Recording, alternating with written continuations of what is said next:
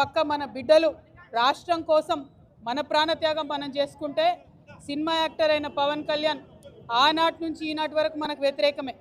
ఇవాళ కూడా ఆయన మాట్లాడుతున్నాడు, తెలంగాణ నాయకుల దిష్టి కళ్ళతోని కోనసీమ పాడైందంటున్నాడు. మనం ఎన్నడూ దిష్టి పెట్టలే. కోనసీమ బాగుంది, కోనసీమ ఎట్లుందో అట్లా తెలంగాణ కావాలనుకున్నాం తప్పితే ఏనాడు కూడా తెలంగాణ బిడ్డలకు మనసు చిన్నగా ఉండదు, పెద్దగా ఉంటుంది, పెద్దగా ఆలోచిస్తాం.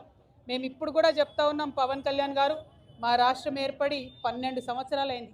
ఈ 12 సంవత్సరాల్లో మేము ఎప్పుడు కూడా ఒకటే మాట అన్నాం, జై తెలంగాణ జై ఆంధ్ర అన్నాం.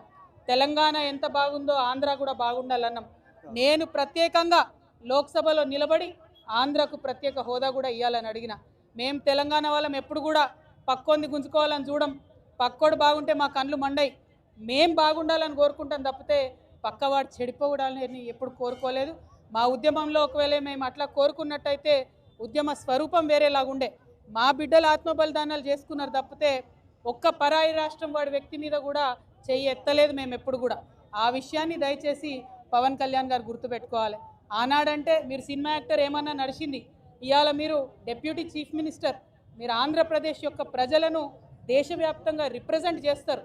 మీరు మాట్లాడే మాటలు కూడా మీ ప్రజలకు ఆపాదిస్తారు. కాబట్టి జాగ్రత్తగా మీరు ఆలోచన చేసి మాట్లాడాలని నేను పవన్ కళ్యాణ్ గారిని